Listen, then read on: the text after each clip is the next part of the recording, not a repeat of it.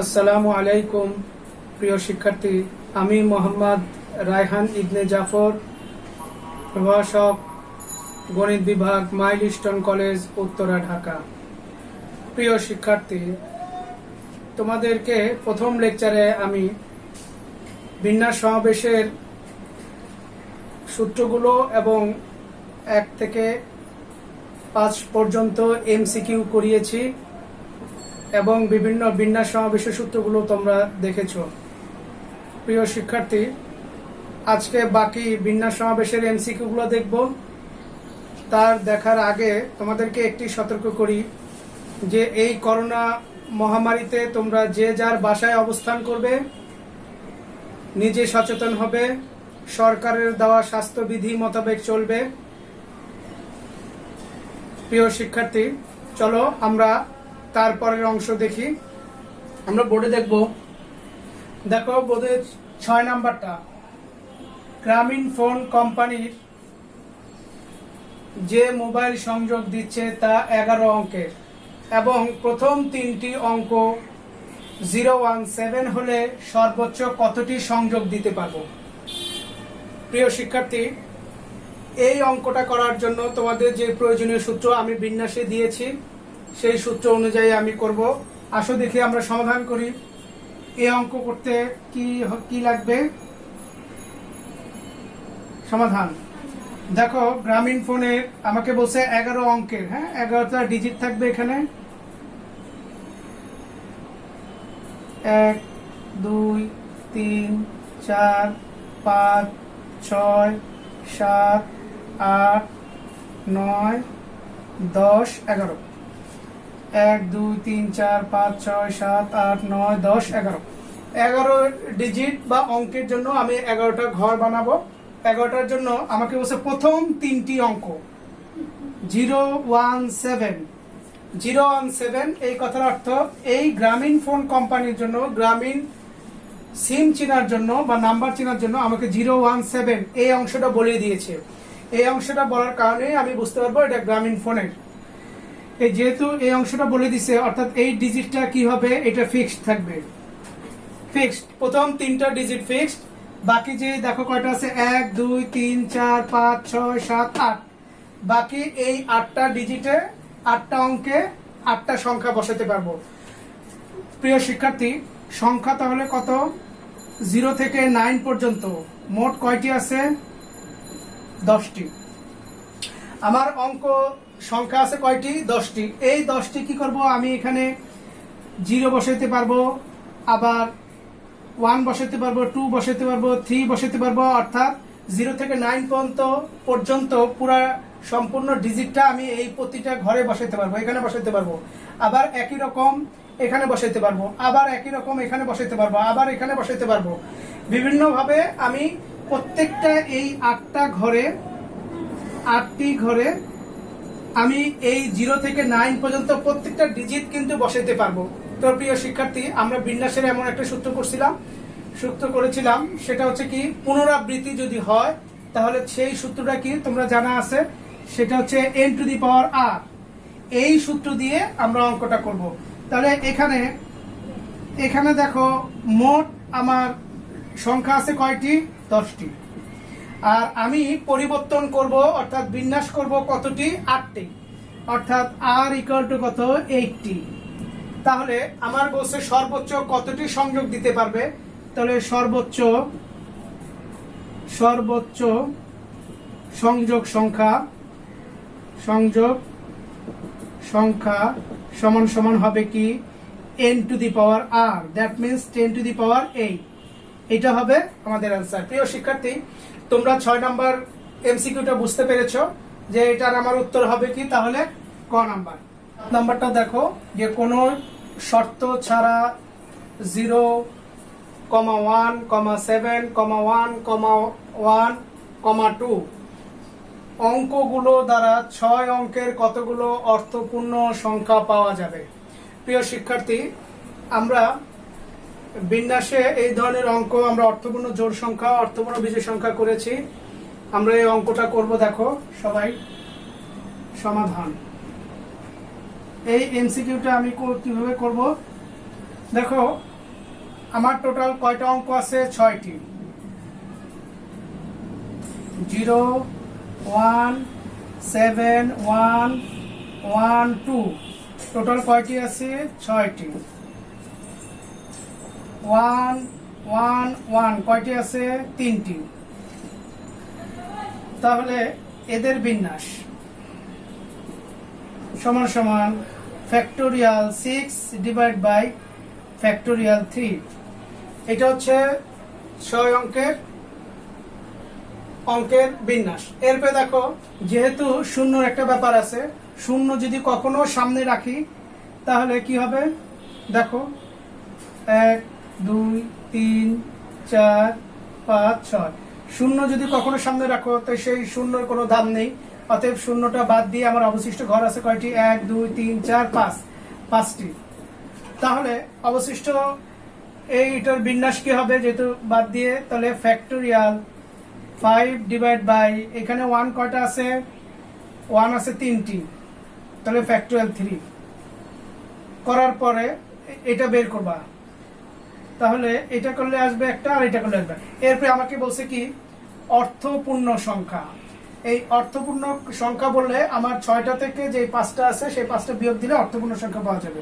তাহলে অর্থপূর্ণ সংখ্যা সমান সমান factorial 6 divide by factorial 2 minus factorial 5 divide by factorial 3। আমরা এটাকে ক্যালকুলেশন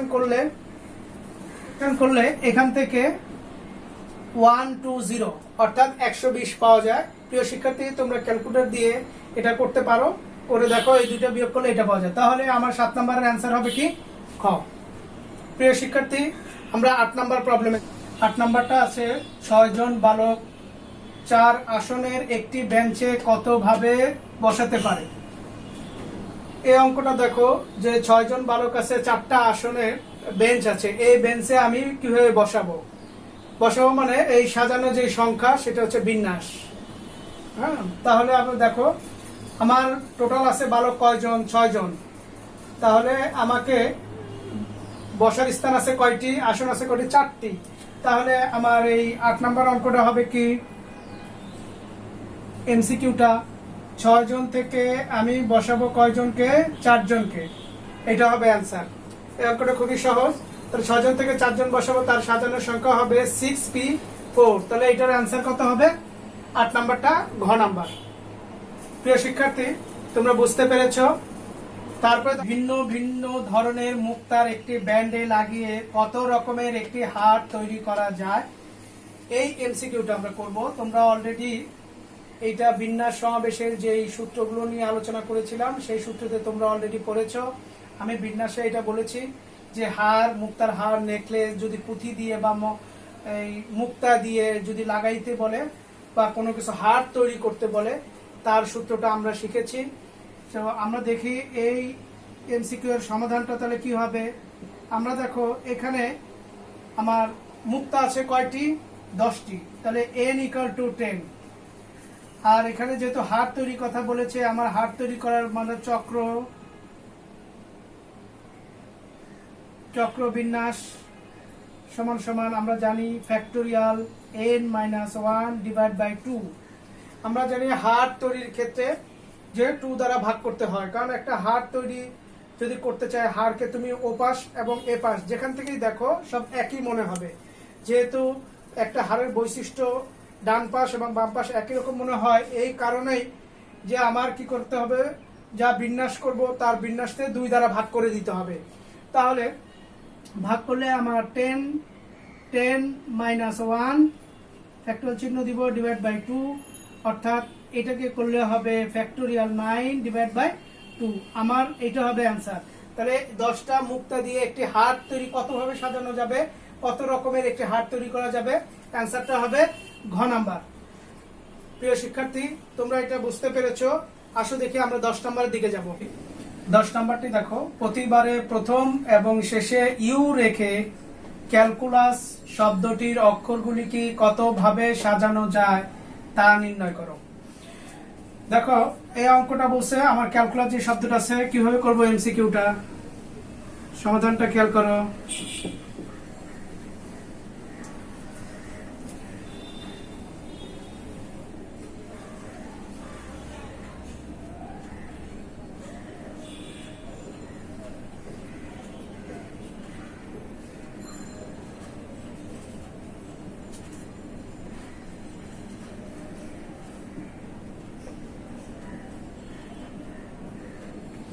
প্রিয় শিক্ষার্থী, দেখো ক্যালকুলাস অক্ষরটি কতগুলো অক্ষর আছে?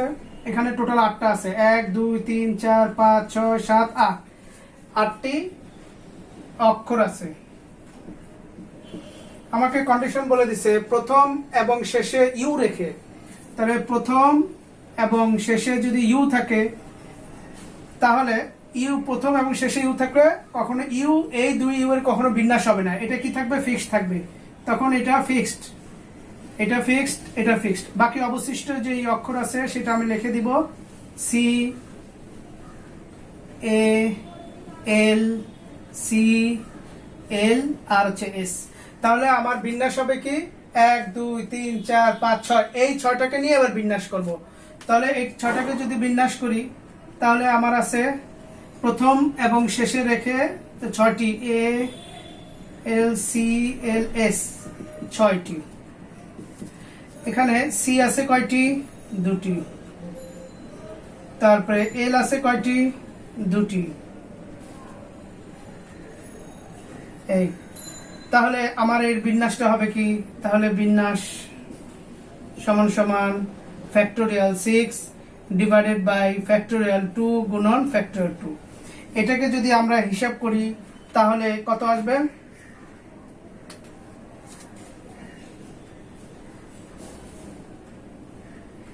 এটাকে করলে আমরা ক্যালকুলেশন করলে দেখি ক্যালকুলেটরে।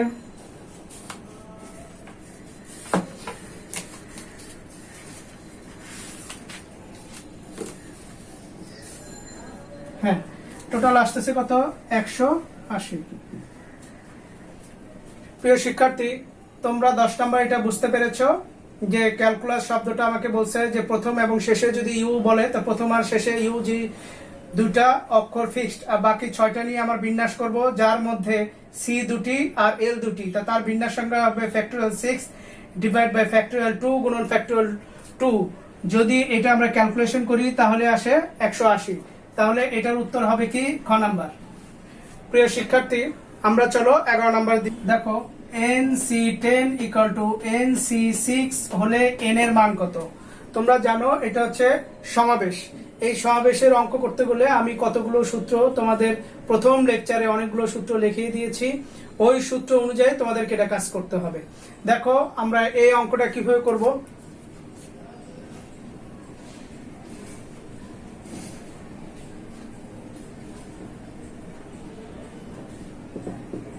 প্রিয় শিক্ষার্থী, আমরা এটার একটা সূত্র করছি, সেটা হচ্ছে NCX ইকুয়াল টু NCY।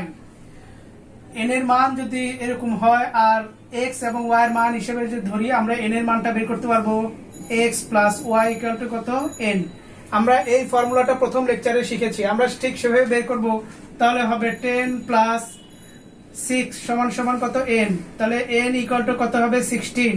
তাহলে এটার অ্যান্সার হবে কত? 16। প্রিয় শিক্ষার্থী, তোমরা খুব ইজিলি এটা বুঝতে পেরেছো। আসো আমরা দেখি 12 নম্বরের দিকে যাব। দেখো NCR এর সম্পূরক কোনটি? আমি যে এমসিকিউ গুলো করাবো বা করাচ্ছি এগুলো ম্যাক্সিমাম অনেকগুলো বোর্ডে আসছে এবং তোমাদের জন্য খুব ইম্পর্টেন্ট এবং গুরুত্বপূর্ণ। প্রিয় শিক্ষার্থী, তোমরা জানো সম্পূরক সূত্রটা আমরা প্রথম লেকচারে ওখানে করিয়েছি। সম্পূরক সূত্রটা কি? NCR সমান সমান NCN মাইনাস R। এটা হচ্ছে আমার সম্পূরক সূত্র। সম্পূরক সূত্র অনুযায়ী আমার কোনটা হবে? ক হবে, খ হবে, গ হবে না ঘ হবে? তাহলে আমরা দেখতেছি এখানে কি হবে? ঘ নাম্বারটা হবে। ক নাম্বারটা হবে না, কারণ আর মাইনাস এন আছে, আর এখানে আছে আর সি এন। গ নাম্বারটা আছে এন সি আর প্লাস 1, আর ঘ নাম্বারটা আছে এন সি এন মাইনাস আর। তাহলে কোনটা হবে? সম্পূরক সূত্র অনুসারে আমার এই ঘ নাম্বারটা হবে। তারপরে আসো প্রিয় শিক্ষার্থী, 12 নাম্বারটা 12 শেষ, এবার 13 নাম্বারটা খেয়াল করো। 13 নাম্বারটা আছে 12C0 এর মান কত? এটা আমরা বের করব। সি কি? এটা সমাবেশ। সমাবেশ অনুযায়ী আমরা এমসিকিউটা বের করার জন্য এটা সমাধানটা দেখো কিভাবে করব। সমাধান আমরা জানি, নরমালি আমরা এন সি আর এটা জানি factorial n divided by factorial r n minus r factorial. হ্যাঁ, তাহলে আমরা জানি এই অনুযায়ী যদি আমরা করি 12c 0 factorial 12 factorial 0 factorial 12 minus 0 factorial. হ্যাঁ, এটা দিয়ে যদি করি, এখানে দেখো 0 ফ্যাক্টোরিয়াল মানে মান কত 1। এটা আমরা প্রথম লেকচারে এটা করিয়েছি, বা তোমরা ক্যালকুলেটর যদি বাটন চাপো তাহলে এটা 1 চলে আসবে। তাহলে এখানে আছে ফ্যাক্টোরিয়াল 12 1, আর এখানে আছে কত ফ্যাক্টোরিয়াল 12। এবার দেখো ফ্যাক্টোরিয়াল 12 আর ফ্যাক্টোরিয়াল 12 কাটা, তো এটা ভাগ করলে কত 1। এই 13 নম্বরের অ্যান্সার হবে 1। দেখো ক নম্বরে আছে 0, খ নম্বরে আছে 1, গ নম্বরে 12 এবং ঘ নম্বরে 144। তাহলে আমার হবে কি খ নাম্বার। প্রিয় শিক্ষার্থী, চলো আমরা এরপর 14 নম্বরের দিকে যাব। 14 নম্বরটা 2, 3, 5 এবং 7 সেন্টিমিটার দৈর্ঘ্য বিশিষ্ট সরল রেখা দ্বারা কতগুলো ত্রিভুজ গঠন করা যায়। প্রিয় শিক্ষার্থী, আমরা এই সূত্রটা জানি, তোমাদেরকে করিয়েছি। সূত্রটা কেমন, যদি কোনো বাহু বা ত্রিভুজ যদি গঠন করতে হয় অথবা চতুর্ভুজ পঞ্চভুজ গঠন করতে হলে আমি তোমাদের সূত্র শিখিয়ে দিয়েছি NCR। এই সূত্র দিয়ে ব্যবহার করব। N হচ্ছে বাহু, যে কটা বাহু থাকবে তার সংখ্যা, নাম্বার, আর R এর মানটা হবে কি, যে কি গঠন করতে বসে ত্রিভুজ, যেহেতু এখানে ত্রিভুজ গঠন করতে বসে তাহলে এখানে কি বসাবো, R = 3 বসাবো। তাহলে N টা এখানে কত 4, কত হয় 5। দেখো এখানে বাহু আছে কটা 1 2 3 4, চারটা বাহু থেকে আমার ত্রিভুজ গঠন করতে, তাহলে 4C3 যদি ক্যালকুলেশন করো তাহলে হবে কত 4। তাহলে আমার 14 নাম্বার এটার অ্যান্সার কোনটা, খ নাম্বার হবে অ্যান্সার। 15 নাম্বারটা খেয়াল করো, 6 বাহু বিশিষ্ট একটি বহুভুজের কতটি কর্ণ আছে। আমরা এটা বের করার জন্য আমরা সূত্র জানি। সূত্রটা কি, NC2 - N।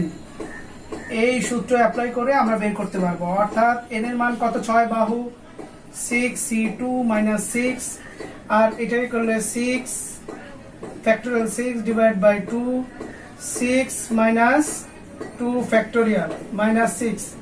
এটা যদি হিসাব করো 6 5 4 3 2 1, আর নিচে হবে 2, এটা করলে হবে ফ্যাক্টোরিয়াল 4, অর্থাৎ 4 3 2 1 মাইনাস 6। এই অংশ কাটা, এখান থেকে যদি নাও 3, তাহলে 3 5 15 আর 6, তাহলে এটা বিয়োগ করো, বিয়োগ করলে যা হবে তাই, এটা বিয়োগ করলে হবে 9, তাহলে এটার অ্যান্সার হবে কত 9।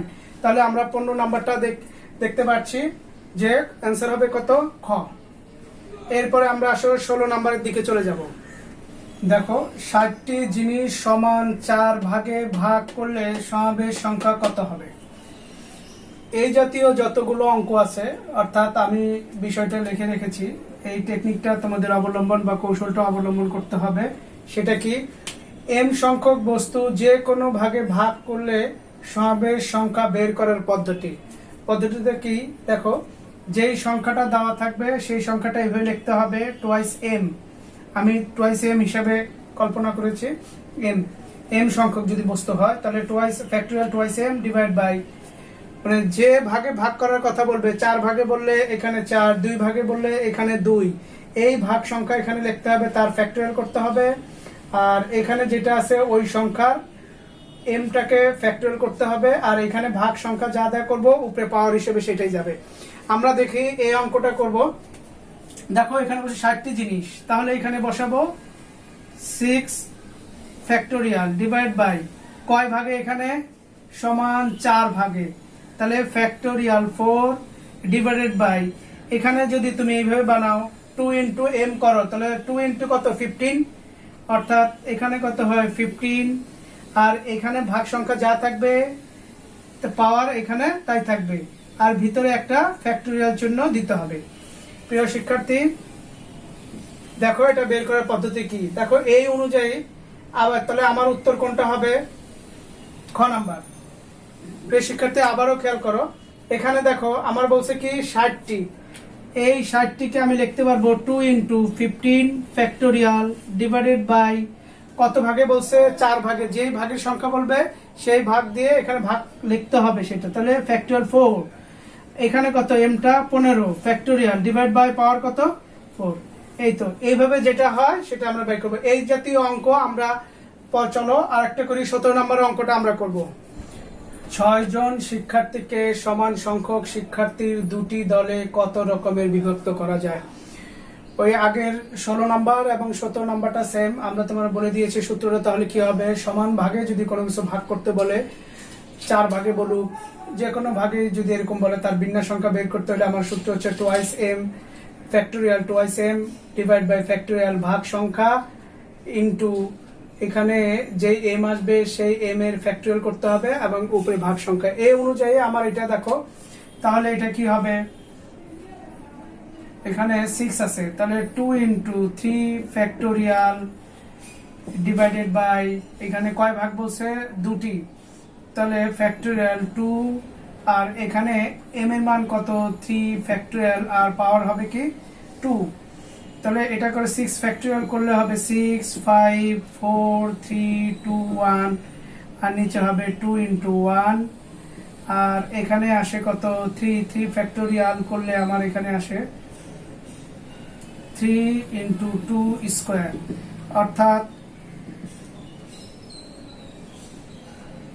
6 5 4 3 2 1, এখানে 2, আর এখান থেকে আসে কত 6 অর্থাৎ 6 গুণন 6, 2 আর 2 কাটা, 6 আর 6 কাটা, এখান থেকে এটা আসে 2, আর এখান থেকে 2, টোটাল হবে 10।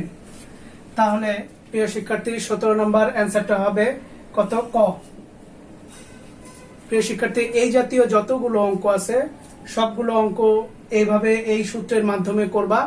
এখানে যদি 6 জন শিক্ষার্থীকে সমান সংখ্যক 3টি দলে বিভক্ত বলে তখন কি হবে, তখন এখানে 3 এখানে 3, 4টি দল বললে তাহলে এই ভাগ সংখ্যা, এখানে 4 এখানে 4, এইভাবে এই এমসিকিউ গুলা খুব সহজেই তোমরা করতে পারবে। তারপরে আসো দেখি আমরা 18 নম্বরটি, 10 জন বালক এবং 8 জন বালিকা থেকে 2 জন বালক এবং 2 জন বালিকা কত কত বিভিন্ন উপায়ে বেছে নেওয়া যায়।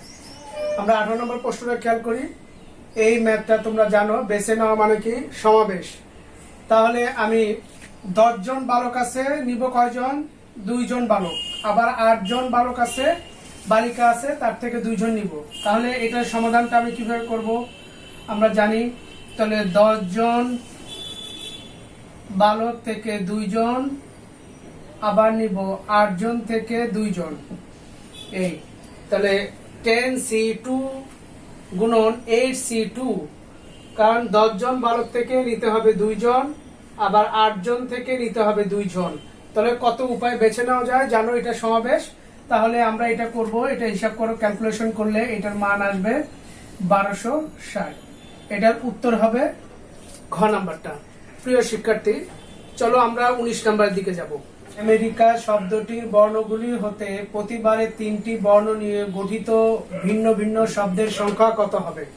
তাহলে আমরা কি দেখলাম যে আমেরিকা শব্দটি থেকে আমরা প্রতিবারে 3টি করে নিয়ে ভিন্ন ভিন্ন শব্দ নিয়ে শব্দের সংখ্যা গঠন করতে হবে। তো শব্দের সংখ্যা গঠন করা, এটা কি, এটা হচ্ছে বিন্যাস। তাহলে আমরা এটা সমাবেশ থেকে বিন্যাসে যাব। তাহলে দেখো সমাধানটা কেমন। সমাধান, এই এমসিকিউটা করার জন্য আমার সমাধানটা করতে হবে। প্রথমে আমেরিকা, এটাকে আলাদা করি, ডাবল এবং সিঙ্গেলগুলো আলাদা করি, MERIC। তাহলে এখানে আমার দেখো, যখন আমি এই সমাবেশের অঙ্কগুলো করব তখন প্রতিবারে 3টি করে নিলে এই জোরকে একটা ধরতে হবে। তাহলে 1 2 3 4 5 6টা টোটাল বর্ণ আছে। তাহলে আমার কয়টা, এই 6টা থেকে প্রতিবারে কয়টা নিব। তাহলে এটা আমরা একটা চার্ট করতে পারি, চার্ট এবং কন্ডিশন। এখানে হচ্ছে সমাবেশ আর এটা হচ্ছে বিন্যাস। তাহলে আমার এখান থেকে প্রথম কন্ডিশন কি করব, প্রত্যেকটা বর্ণ, এখানে আমেরিকা শব্দটি প্রত্যেকটা বর্ণ ভিন্ন ভিন্ন ধরবো, ধরে আমরা করব। তাহলে 1 2 3 4 5 6, দেখো 6টি বর্ণই ভিন্ন, 6টি বর্ণ ভিন্ন ভিন্ন, আমার কন্ডিশন প্রথমে এটা ভিন্ন ভিন্ন হলে আমি প্রতিবারে কয়টা করে 3টা করে, তাহলে আর বিন্যাসটা হবে কত, তাহলে 6c3 গুণন ফ্যাক্টোরিয়াল 3, এটা হবে তোমার বিন্যাস। আচ্ছা, দ্বিতীয় কন্ডিশনটা তাহলে কি হবে, জোড়া আছে কয়টি, এক জোড়া থেকে আমি যদি এক জোড়া নেই, 3টা বর্ণ হতে আর কয়টা বর্ণ দরকার, এক জোড়া মানে 2টা, তাহলে 3টা বর্ণ হতে বাকি 1 2 3 4 5, বাকি 5টা হতে আরো একটা বর্ণ নিব। চলো আমরা কন্ডিশনটা লিখি এখানে। শর্তটা কি, যে এক জোড়া হতে এক জোড়া, এক জোড়া হতে এক জোড়া, আর বাকি কি ভিন্ন বর্ণ, বাকি ভিন্ন ভিন্ন, বাকি ভিন্ন ভিন্ন। আচ্ছা, আমরা এভাবে লিখবো। তাহলে দেখো এবার কন্ডিশনগুলো আমি বের করি। তাহলে এখানে হচ্ছে এক জোড়া থেকে আমি এক জোড়া নিলাম, এক জোড়া থেকে এক জোড়া 3টা হতে আর দরকার একটা বর্ণ, এটা বাকি 5টা হতে, তাহলে এক জোড়া থেকে আমি এক জোড়া নিলাম, বাকি 1 2 3 4 5, 5টা থেকে আর কয়টা নিব, একটি, কারণ 3টি বর্ণ বলছে। আর এখানে আমার বিন্যাসটা হবে কত, 1c1 গুণন 5c1 factorial 3 divide by 2 factorial. বলতো শিক্ষার্থী, এখানে 2 ফ্যাক্টোরিয়াল কেন লিখলাম, কারণ আমি বিন্যাসের নিয়ম অনুসারে জানি যে একের বেশি মানে ডাবল বা 3 বার যেই সংখ্যাটা বারবারে আসে সেটা কি করতে হয়, সেই সংখ্যা দ্বারা ভাগ করতে হয়। এটা হচ্ছে ডাবল, এই জন্য আমার যে বিন্যাস করব আমার হচ্ছে 3টা, প্রতিবার 3টা নিয়ে, তাহলে 3 ফ্যাক্টোরিয়াল ডিভাইড বাই 2 ফ্যাক্টোরিয়ালটা আমার এখানে ভাগ করে দিতে হবে। ভাগ করলে এখানে আসবে কত, এখান থেকে যদি আমি হিসাব করি, এখানে আসবে 120 আর এখানে আসবে 15, টোটাল আমার বিন্যাস সংখ্যাটা তাহলে আমার আসতেছে কত, 120 15 সমান সমান 135। প্রিয় শিক্ষার্থী, তোমরা এই এমসিকিউটা বুঝতে পেরেছো। তাহলে এটা হবে কি, যে 19-এর খ নাম্বারটা।